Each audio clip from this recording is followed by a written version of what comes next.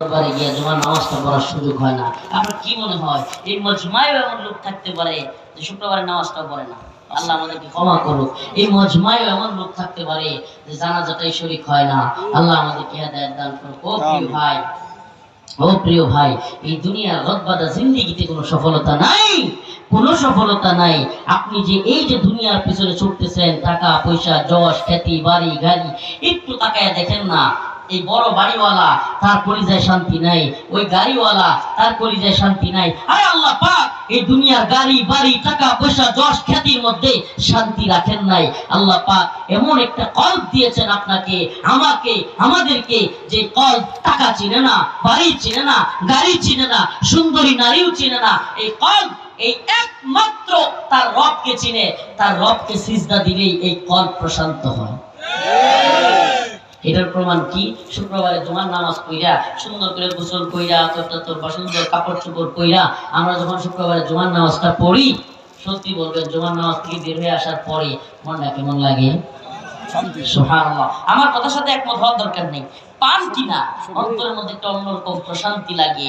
এইটা হলো ঈমানের প্রশান্তি। ঠিক।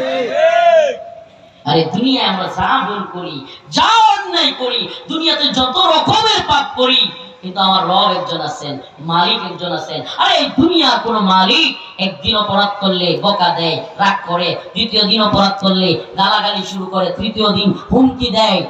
কোন অফিসে একদিন আপনি যান নাই, আপনাকে বকা দেয়া হয়, কেন আসলা না, কারণ দর্শানো। দ্বিতীয় দিন আপনাকে গালাগালি শুরু করা হয়, এবারে চাকরি করবো নাকি। তৃতীয় দিন একেবারে আপনাকে গার্ড ধরে বের করে দেওয়া হয়। একই ভুল বারবার যদি আপনি করতে থাকেন, আপনাকে কোনো সুযোগ দেওয়া হয় না, আপনাকে বের করে দেওয়া হয়। কিন্তু আমাদের একজন মালিক আছেন, যে মালিক আপনাকে আমাকে ডাকতে থাকেন, ফাফিরু ইলাল্লাহ, আল্লাহু আকবার, ফাফিরু ইলাল্লাহ, আয় আয় আয় আমার বান্দা আয়। আমার আপনার আল্লাহ রাব্বুল আলামিন আমাকে আপনাকে ডাকতে থাকেন। আমার আপনার আল্লাহ রাব্বুল আলামিন কথা দিয়েছেন, ওয়াদা দিয়েছেন।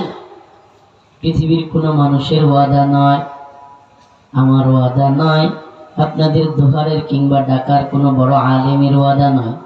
আমার আপনার প্রভু এমন এক মালিক, তিনি আমাকে আপনাকে ওয়াদা দিয়েছেন, ইল্লা মান তাবা ওয়া আমানা ওয়া আমিলা আমালান সালিহান, ইল্লা মান তাবা ওয়া আমানা ওয়া আমিলা আমালান সালিহান فأولئك يبدل الله سيئاتهم حسنات। الله أكبر।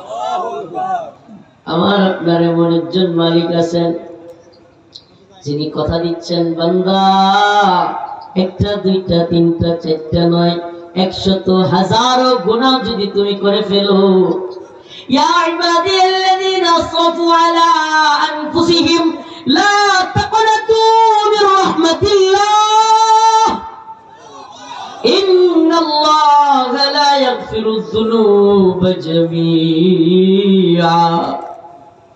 একটা দুইটা নয়, 100 হাজারো লাখো গুনাহ যদি করে ফেলো, হে প্রিয় যুবক ভাই, ও প্রিয় যুব সমাজ, দোয়ারের যুব সমাজ, আমার আপনার আল্লাহ পৃথিবীর কোন আলেম শায়েখ নয়, তাবেঈ সাহাবী নয়, এমনকি আউলিয়া নবী রাসূল কেউ নয়, স্বয়ং আমার আপনার পরওয়ারদিগার, আমার আপনার রব মালিক আল্লাহ বলছেন, ইল্লা মান তাবা ওয়া আমানা ওয়া আমিলা আমালান সালিহান, যদি তোমরা ঈমান আনো এবং নেক আমল করো এবং আল্লাহর কাছে সমস্ত গুনাহগুলো বাদ দিয়া আর গুনাহ করব না, এমন তওবা অন্তর থেকে করো, চোখের পানি ছেড়ে দিয়ে আল্লাহকে বলো, আল্লাহ তওবা করলাম, আর ইয়াবা সেবন করব না, কিশোর জ্ঞানী গিয়ার জুলুম কারো উপরে করব না, দুর্নীতি করব না, সুদ খাবো না, ঘুষ খাবো না। আল্লাহ কারো জমি দখল করব না, ইয়াবা সেবন করব না, অবৈধ বিলাসিতা আল্লাহ জিনা ব্যভিচারে লিপ্ত হব না।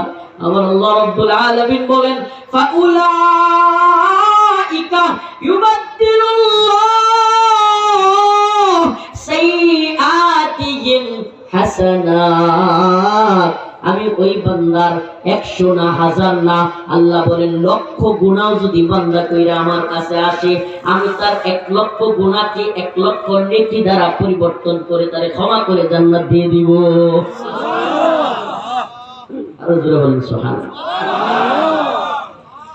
আমার আপনার আমাদের এমন একজন মালিক আছেন, যে মালিক আমাকে আপনাকে রাখছেন। হয়তো বলতে পারেন হুজুর আপনার আলোচনা তো অনেক ইউটিউব ফেসবুকে শুনি, আজকে এই ধরনের আলোচনা করতেছেন। আসলে যখন কোনো কবরস্থানের উদ্যোগে আমরা প্রোগ্রাম দেখি, কবরের কথা স্মরণ হয়ে যায়। আল্লাহর নবীর প্রিয় সাহাবী কবরের কাছে যাইতেন আর চিৎকার করে করে কান্না শুরু করতেন। সাহাবায়ে কেরাম জিজ্ঞেস করলেন, হে ভাই, সম্ভবত হযরত উসমান গনি রাদিয়াল্লাহু আনহু, ওনাকে যখন জিজ্ঞেস করা হইতো আপনি কবরের কাছে গেলে এত কেন কাঁদেন, আপনাকে তো কখনো জাহান্নামের ভয়ে এত কাঁদতে দেখি নাই। আল্লাহর নবী সাহাবী বলতেন, এই ভাইরা, আমার আল্লাহর সাথে সওয়াল জবাব মুআমালা শুরু হবে কবর দিয়া। কোনটা দিয়া? কবর দিয়া। কি দিয়া? পৃথিবীতে সবকিছু নিয়ে মতানৈক্য আছে। ধর্ম নিয়ে মতানৈক্য, রাসূল সাল্লাল্লাহু আলাইহি সাল্লামকে নিয়ে মতানৈক্য, এমনকি আল্লাহকে নিয়ে মতানৈক্য, সবকিছু নিয়ে, ইমাম নিয়ে মতানৈক্য, সবকিছু। কিন্তু মরতে হবে এই জিনিস নিয়ে পৃথিবীর কোনো মানুষের মধ্যে মতানৈক্য নাই। আজ পর্যন্ত পৃথিবীর কোনো আবিষ্কার এরকম হয় নাই যে অমুক লোকেরা বলতেছে যে আমাদের মরতে হবে না। এই কবরস্থান কিংবা এগুলোর আশপাশে আসলে আমাদের অন্তরে কি মৃত্যুর স্মরণ হয় না? আকসিরু যিকরা হাদিমিল লাযাতিল মাউত। আমার রাসূল বলে তোমরা অতিরিক্ত বেশি বেশি বেশি বেশি মৃত্যুর কথা স্মরণ করো। সুবহানাল্লাহ। রাসূলুল্লাহ সাল্লাল্লাহু আলাইহি ওয়াসাল্লাম বলেছেন, কে বলেছেন? আকসিরু যিকরা হাদিমিল লাযাতিল মাউত। তোমরা বেশি বেশি করে আল্লাহর মৃত্যু, আল্লাহ যেটা দিয়েছে, কুল্লু নাফসিন যায়িকাতুল মাউত ইযা জাআ আজালুহুম লা ইস্তাখিরুনা সাআ ওয়া লা ইস্তাকদিমুন। প্রত্যেক প্রাণীকে মৃত্যুর এমন স্বাদ গ্রহণ করতে হবে যেটা এক বিন্দু এদিক সেদিক হওয়ার মতো না। তাহলে কবরে কি এই কবরস্থানে যারা আছে তারাই গেছে, নাকি এই উপরে যারা আছে আমরাও যাব? আফসোস লাগে চোখগুলোর দিকে তাকাইলে, মনে হয় যেন বেচাইন, আরে মনে হয় যেন কোনো খবর নাই, কোনো পেরেশানি নাই। আফসোস আমাদের জন্য, দেখে আমরা যাব না। আমরা কেমনে কবরে যাবো? সামনে আইতেছে ইলেকশন, আমি তো নেতা হবো, আমি কি কবরে এখন গেলে চলবো? বক্সাটা এরকম মনে করে, আশাটা এরকম যে হুজুর আমি 2041 সাল পর্যন্ত এই অঞ্চলে কমিশনার, চেয়ারম্যান, মেম্বার, এমপি এটাও নিয়োগ করে আছে। আমার আপনি কবর বাড়াইতেছেন হুজুর। ও প্রিয় ভাই, ও প্রিয় বাবা, আপনি এই মজমা থেকে উঠতে পারবেন কিনা? এমন কত মজমা দেখেছি যে মজমার মধ্যে মানুষ মৃত্যুর কোলে ঢলে পড়েছে। আমি আমার বয়ানের লাইফে, আমি ছোট্ট মানুষ হতে 1 যুগ ধরে আলোচনা করি, আমি আমার বয়ানের লাইফে একাধিক দিন মঞ্চের মধ্যে, প্যান্ডেলের মধ্যে লোককে মারা যেতে দেখছি।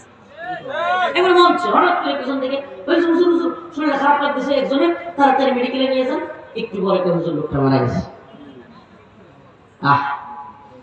ইযা জাআ আজালুহুম লা ইস্তাখিরুনা সাআ। যদি বলেন হুজুর আমরা আলোচনাতে একটু ফেসবুকে শুনছি, অনেক গরম কথা বলেন, অনেক কিছু নিয়ে কথা বলেন, ভাই রে হয়তো তোমাদেরকে ওই ধরনের কথা আমি বলতে পারবো, অনেক জায়গায় বলিও, কিন্তু এটা মনে রাখবা খায়সাতের জন্য কথা বললে কোনো লাভ নেই। এই উম্মতের যেখানে যখন যেটা আমাদের প্রয়োজন আমরা সেটাই বলবার চেষ্টা করি।